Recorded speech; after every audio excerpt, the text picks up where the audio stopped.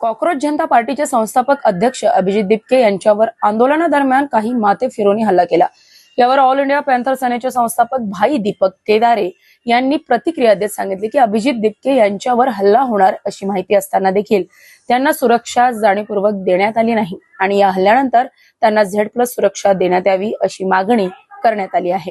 जे अभिजित दिपके आहेत त्यांच्यावर हल्ला झाला काय दुर्दैव आहे। या भ्याड हल्ल्याचा ऑल इंडिया पॅन्थर सेना निषेध करत आहे। गर्दीमध्ये घुसून काही डरपोक लोकांनी हा केलेला हल्ला आहे।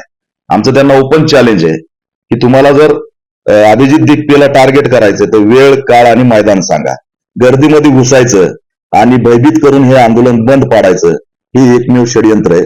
केंद्र सरकारला याची पूर्णपणे जाणीव आहे की अभिजित दिपकेच्या जीवाला धोका आहे, तरी सुद्धा त्याला सुरक्षा दिली जात नाही।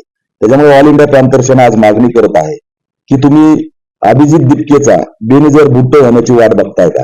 तात्काळ अभिजित दिपकेला Z+ सुरक्षा दिली पाहिजे अशी आम्ही मागणी करतो। शेतकरी नेते रविकांत तुपकरांचं अन्नत्याग आंदोलन सुरू आहे, पण त्या ठिकाणी भेट दिली, काय सरकारला सांगा?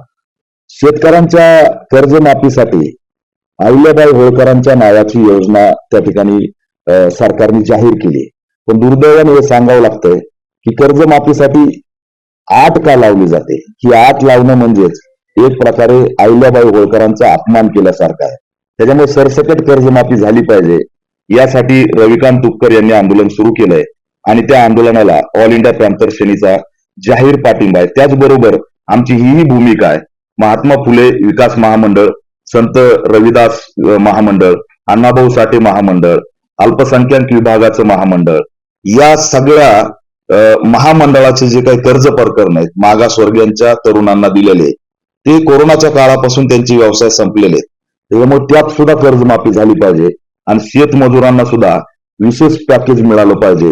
या मागणी संदर्भात सुद्धा सरकारने सकारात्मक भूमिका घ्यावी अशी आम्ही या ठिकाणी मागणी करतोय। दुर्दैवाने शेतकऱ्यांच्या कर्जमाफीच्या आंदोलनाचं सुद्धा राज्यामध्ये इव्हेंट होतोय आणि हे दुर्दैवी आहे।